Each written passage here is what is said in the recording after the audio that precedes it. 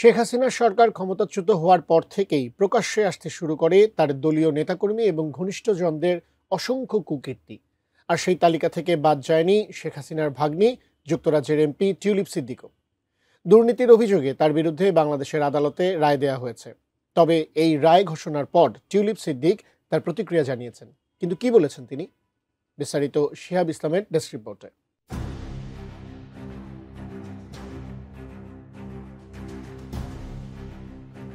বাংলাদেশের আদালত ১ ডিসেম্বর রাজধানী পূর্বাচল নতুন শহর প্রকল্পে রাজুকের প্লট বরাদ্দে দুর্নীতির মামলায় ব্রিটিশ এমপি টিউলিপ সিদ্দিককে ২ বছরের কারাদণ্ড দিয়েছে। তবে এই রায়ের পর টিউলিপ সিদ্দিকও তার প্রতিক্রিয়া জানিয়েছেন, যা আন্তর্জাতিক সংবাদ মাধ্যমে ব্যাপক আলোচনার সৃষ্টি করেছে।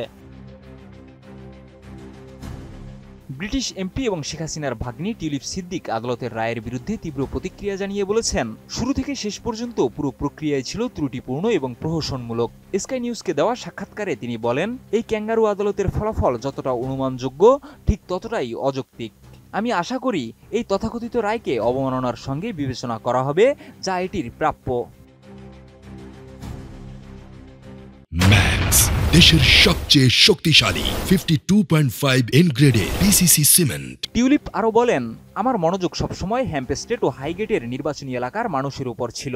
আমি বাংলাদেশের নোংরা রাজনীতির দ্বারা বিভ্রান্ত হতে রাজি নই। বাংলাদেশের দুর্নীতি মামলায় টিউলিপ সিদ্দিকের নাম আসার পর থেকে ব্রিটেনের রাজনীতিতেও এক ধরনের অস্থিরতা দেখা গেছে। এবছরের শুরুতে তিনি লেবার পার্টির মন্ত্রিত্ব ছেড়ে দেন এবং তার পদত্যাগের দাবিও উঠেছে।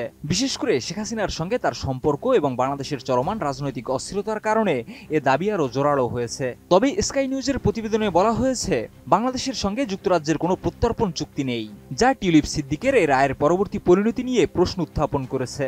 এদিকে শেখ হাসিনার নেতৃত্বাধীন আওয়ামী লীগ দল বলেছে, রায়গুলো সম্পূর্ণ অনুমানযোগ্য এবং এটি দেশের রাজনৈতিক প্রেক্ষাপটে নতুন কোনো কিছু নয়। টিউলিপ সিদ্দিকের বিরুদ্ধে রাজুকের প্লট বরাদ্দে দুর্নীতির অভিযোগের মামলায় তাকে ২ বছরের কারাদণ্ডের পাশাপাশি ১ লাখ টাকা জরিমানাও করা হয়েছে। আর অনাদায়ে তাকে ৬ মাসের বিনাশ্রম কারাদণ্ডও দেওয়া হয়েছে। শিহাব ইসলাম, এটিএন নিউজ।